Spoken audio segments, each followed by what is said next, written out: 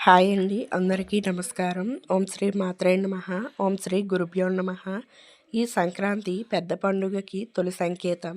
భోగి మకర సంక్రమణానికి ముందు వచ్చే రోజు భోగి అంటారు. భోగి అనంతరం సూర్యుడు దక్షిణాయనం నుంచి ఉత్తరాయణంలోకి ప్రవేశిస్తారు. ఇది దేవతలు పగలు ప్రారంభమయ్యే శుభకాలంగా భావిస్తారు. చీకటి నుంచి వెలుగులోకి, శీతాకాలం నుంచి ఉత్సాహకాలానికి, బాధల నుంచి ఆశల వైపు సాగే మార్పు భోగి సూచిస్తుంది. ఆధ్యాత్మికంగా చూస్తే దక్షిణాయనంలో ఎదురైన కష్టనష్టాలను మంటల్లో దహనం చేసి ఉత్తరాయణంతో సుఖ సంతోషాలను స్వాగతించడమే భోగి తత్వం. గోదాదేవి సంకల్పంతో భక్తి పరమలిస్తుంది. అందుకే 2026 భోగి కేవలం పండుగ కాదు, వెలుగు, వేడి, విశ్వాసం మిళితమైన మహాపర్వం. ఈ ఏడాది భోగి పండుగకు పంచాంగం పరంగా అరుదైన ఏకాదశి యోగం కలగడం వల్ల ఈసారి భోగికి మరింత ప్రత్యేకత ఏర్పడింది. భోగి స్నానం ఏ సమయంలో చేయాలి, భోగి మంటలు ఏ సమయంలో వేయాలి, భోగి పళ్ళు ఏ సమయంలో పోయాలి, బొమ్మల కొలువు ఏ సమయంలో పెట్టాలి అనే విషయాల గురించి తెలుసుకునే ముందు భోగి అనే పదం వెనుక అర్థాన్ని తెలుసుకుందాం. భోగి మంటలతో ముడిపడి ఉన్న మరో విశ్వాసం బలిచక్రవర్తికి సంబంధించినది. వామన అవతారంలో శ్రీ మహావిష్ణువు బలిని పాపాలకి పంపిన తరువాత సంవత్సరానికి ఒకసారి భూలోకానికి వచ్చి ప్రజలను దర్శించి ఆశీర్వదించే వరం ఇచ్చాడని పురాణాలు చెబుతున్నాయి. సంక్రాంతికి ముందు రోజు మరిన్ని ఆహ్వానించేందుకు గాను ముందు భోగి మంటలు వేస్తారని పెద్దల మాట. 2026 భోగి అరుదైన ఆధ్యాత్మిక సమ్మేళనం. 2026లో భోగి పండుగ రోజునే పుష్యమాసం కృష్ణపక్షం ఏకాదశి ప్రారంభం అవుతుంది. ఇది షష్ఠాల ఏకాదశిగా ప్రసిద్ధి. ప్రారంభం జనవరి 13 మధ్యాహ్నం 3:18 ప్రారంభమై జనవరి 14 సాయంత్రం 53 ముగుస్తుంది.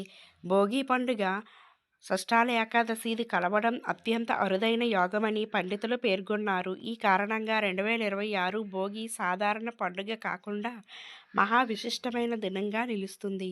భోగి మంటల సాయంత్రం సమయంలో వేయడం శుభప్రదం కాదు. కాబట్టి జనవరి 14 తెల్లవారుజామున పండుగ జరుపుకోవాలని పండితులు సూచిస్తున్నారు. ధనుర్మాసంలో అవతరించిన గోదాదేవి విష్ణుమూర్తిని వరునిగా పొందాలని సంకల్పంతో 30 రోజుల పాటు తిరుప్పావై పాశురాలు పాడుతూ వ్రతం చేసింది. ఆ సంకల్పానికి ఫలితంగా రంగనాథుడు ప్రత్యక్షమై గోదాదేవిని వివాహం చేసుకున్న దినమే భోగి పర్వదినం అని సాంప్రదాయం. అందుకే ఈ రోజున ఆలయాల్లో గోదాదేవి రంగనాథుల కళ్యాణం వైభవంగా నిర్వహిస్తారు.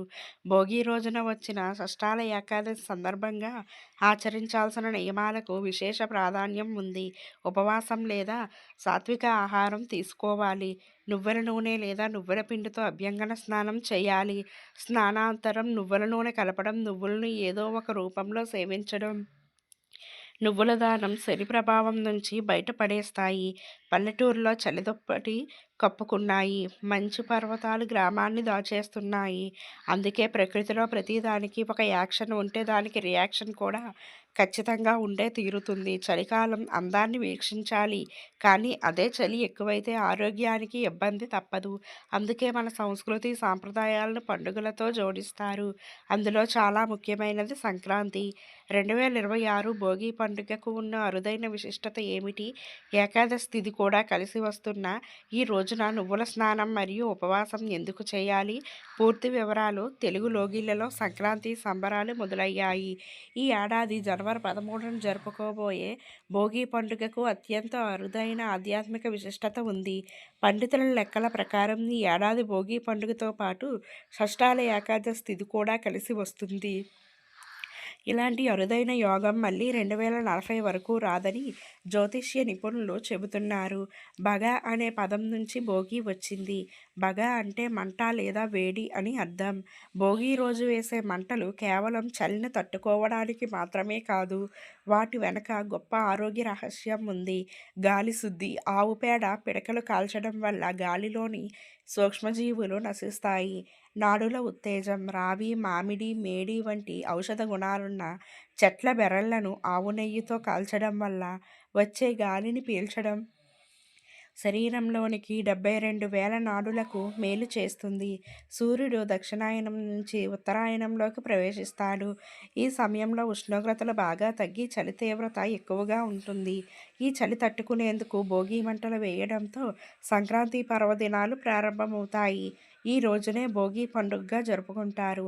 ఆధ్యాత్మిక పరంగా చూస్తే దక్షిణాయనంలో పడిన కష్టనష్టాలను తొలగించి సుఖ సంతోషాలను ప్రసాదించాలని కోరుకుంటూ భోగి మంటలను వేస్తారని కూడా చెబుతారు. భోగి రోజున సహజంగానే కొన్ని నియమాలు పాటించాలి. కానీ ఈ ఏడాది వచ్చే భోగి పండుగకు గొప్ప విశిష్టత ఉంది. అదేమిటంటే రవి ఎప్పుడైతే ధనుర్మాసంలో ప్రారంభమవుతాడో ఆ రోజు నుంచి కూడా తులసీవనంలో ఉదయించినటువంటి స్త్రీమూర్తి గోదాదేవి పెద్దాయిన తరువాత ఆమె విష్ణుమూర్తిని తప్ప మరెవ్వరినీ వివాహం చేసుకోనని పట్టుబడడం, పెద్దలు సైతం చేసేదేమీ లేక విష్ణుమూర్తికే ఇచ్చి వివాహం చేసుకోవాలని భావిస్తారు. ఇక గోదాదేవి విష్ణుమూర్తినే పొందాలని భావించి రవి ధనుర్మాసంలో ప్రవేశించినది మొదలు 30 రోజుల పాటు 30 పాశురాలు పాడుతూ పొంగలి మాత్రమే నైవేద్యంగా భుజిస్తూ 30 రోజులు గడిచిన తరువాత రంగనాథుడు ప్రత్యక్షమై నిన్ను వివాహం చేసుకుంటాను అని చెప్పగా పెద్దల అంగీకారంతో రంగనాథపురంలో అంగరంగ వైభవంగా రంగనాథుడు గోదాదేవికి వివాహం జరిపించడం వంటివి ఈ భోగి పండుగ రోజు జరిగింది. అందుకే ప్రతి ఆలయంలో భోగి పండుగ రోజు గోదా కళ్యాణం నిర్వహిస్తారు. ఇక భోగి పండుగ రోజు ఏకాదశి తిథి కూడా వచ్చింది. కాబట్టి ఈ రోజున ఉపవాస నియమాన్ని పాటించినట్లయితే ఎంతో శుభప్రదం. అలాగే ఈ షష్ఠాల ఏకాదశి రోజున నువ్వుల పిండి లేదా నువ్వుల నూనె శరీరానికి పూసుకొని స్నానం చేయడం, అలాగే స్నానం చేసే నీటిలో నల్ల నువ్వులు వేసుకొని స్నానం చేయడం ఎంతో శుభప్రదం. ఏకాదశి రోజు ఇలా చేయడం వల్ల సకల దోషాలు నివారణ జరుగుతుందని శాస్త్రోక్తి. అలాగే నువ్వులను ఏదో ఒక రూపంలో తినడం కూడా ఎంతో విశిష్టమైనది. అలాగే ఈ రోజున నువ్వులను దానం చేయడం కూడా ఎంతో విశిష్టమైనది. అలాగే ఏకాదశి విశిష్టమైన రోజున షష్ఠాల ఏకాదశి రోజున విష్ణు సహస్రనామ పారాయణం భోగి రోజు సాయంత్రం వేళ ఇంట్లోని చిన్నపిల్లలకు దిష్టి తగలకుండా రేగుపళ్ళను భోగి పళ్ళు తల మీదకి పోస్తారు. రేగుపండును ఆర్కఫలం అని అంటారు. అంటే ఇది సూర్యుడికి ప్రతీక.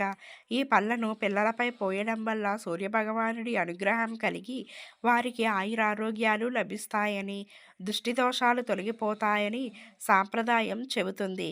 ఈ భోగి పళ్ళు సాయంత్రం 5 గంటల నుండి 7 గంటలన్నర వరకు పిల్లలపై భోగి పళ్ళు అనేవి పోసుకోవచ్చు. పాతను వదిలి కొత్తదనానికి స్వాగతం పలికే ఈ భోగి పండుగ 2026 జనవరి 14న తెలుగు లోగిలిలో సరికొత్త వెలుగులు నింపాలని కోరుకుందాం.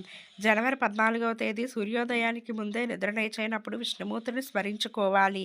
తర్వాత కాలకృత్యాలు తీసుకొని నలుగు పిండితో స్నానం చేయాలి. నువ్వుల నూనెని శరీరానికి రాసుకొని నువ్వులు వేసిన నీటితో స్నానం చేయాలి.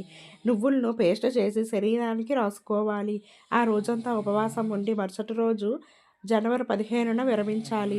పూజా స్థలాన్ని శుభ్రం చేసుకొని పసుపు, కుంకుమ, బియ్యం పిండితో అలంకరించుకోవాలి. పీట, బల్ల కానీ అక్కడ ఉంచి దాన్ని కూడా అలంకారం చేయాలి. దానిపై క్లాత్ చేసి విష్ణుమూర్తి చిత్రపటాన్ని కానీ విగ్రహాన్ని కానీ ప్రతిష్ఠించుకోవాలి. లక్ష్మీనారాయణని అర్చించి విష్ణుమూర్తిని పంచామృతాలతో అభిషేకం చేయాలి. షోడోపచార పూజ చేసి విష్ణుమూర్తి లక్ష్మీదేవి అష్టోత్తరాలు చదువుతూ తులసి ఆకులు, పూలు, అక్షింతలతో పూజ చేయాలి. లక్ష్మీదేవి అష్టోత్తరం చదివేటప్పుడు కుంకుమతో అర్చించాలి. ధూపం, దీపం, నైవేద్యం, నువ్వులు, వస్త్రం, తాంబూలం సమర్పించాలి. తరువాత బ్రాహ్మణులను ఇంటికి ఆహ్వానించి విష్ణుమూర్తి స్వరూపంగా భావించి దక్షిణ తాంబూలం ఇచ్చి వస్త్రదానం చేయాలి. స్వయం పాకం ఇవ్వాలి. ఆ రోజంతా భగవంతుణ్ణి ధ్యానిస్తూ గడపాలి. ఎవరిని దుర్భాషలాడరాదు, అబద్ధాలు ఆడకూడదు. ఈ ఏడాది షట్కాల ఏకాదశి భోగి పండుగ రోజు వచ్చింది. భోగి పండుగ అమ్మవారికి విష్ణుమూర్తికి ఎంతో ప్రీతి. ఏకాదశి తిథి విష్ణు భగవానుడికి అంత ఇష్టం. వారిని యథావిధిగా పూజించి నువ్వులను దానం చేయడం వల్ల పితృదోషాలు తొలగిపోతాయని పండితులు చెబుతున్నారు. నువ్వులతో హోమం చేయాలి. పితృదేవతలకు నువ్వులు కలిపిన నీటిని సమర్పించాలి. నువ్వులు కలిపిన అన్నాన్ని భుజించాలి. ఉపవాసం ఉండేవారు నువ్వులు కలిపిన ఆహారాన్ని స్వామికి నివేదించి, కళ్ళకు అద్దుకొని పక్కన పెట్టి మరుసటి రోజు తినాలి. త్రేతాయుగంలో ఓ మహిళ ఎవరు ఏది అడిగినా లేదనకుండా విరాళాలు ఇచ్చేది. కానీ పేదలకు ఆహారం మాత్రం ఇచ్చేది కాదు. ఎవరైనా అన్నం పెట్టమని అడిగినా పెట్టేది కాదు. ధనం, వస్త్రం ఇలా అన్నీ ఇచ్చేది కాదు. అయితే ఆమెకు అన్నం పరబ్రహ్మ స్వరూపం.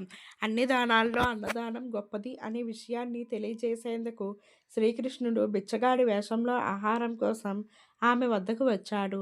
ఆమె నిరాకరించింది. అతన్ని అవమానించింది. ఎంతసేపటికి శ్రీకృష్ణుడు అక్కడి నుంచి కదలకపోవడంతో ఆ మహిళ అతని గిన్నెలో ఒక మట్టిని వేసింది. అప్పుడు ఆమె టీలోకి వెళ్ళి చూడగా ఆహారమంతా మట్టిగా అయిపోయింది.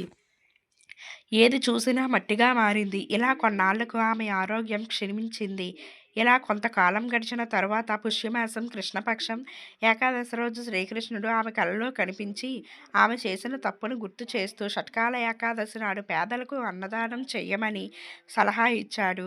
ఈ రోజున భక్తి శ్రద్ధలతో కఠినమైన ఉపవాసం పాటించాలని ఆమెకు మార్గనిర్దేశం చేశాడు. శ్రీకృష్ణుని సలహాలను అనుసరించి స్త్రీ ఉదారంగా దానం చేసి షట్కాల ఏకాదశి నాడు ఉపవాసం చేసింది. ఫలితంగా ఆమె తన సంపద, ఆరోగ్యం మరియు ఆనందాన్ని తిరిగి పొందింది. ఈ వీడియో మీకు నచ్చినట్లయితే గనుక లైక్ చేసి మీ ఫ్రెండ్స్కి షేర్ చేయండి.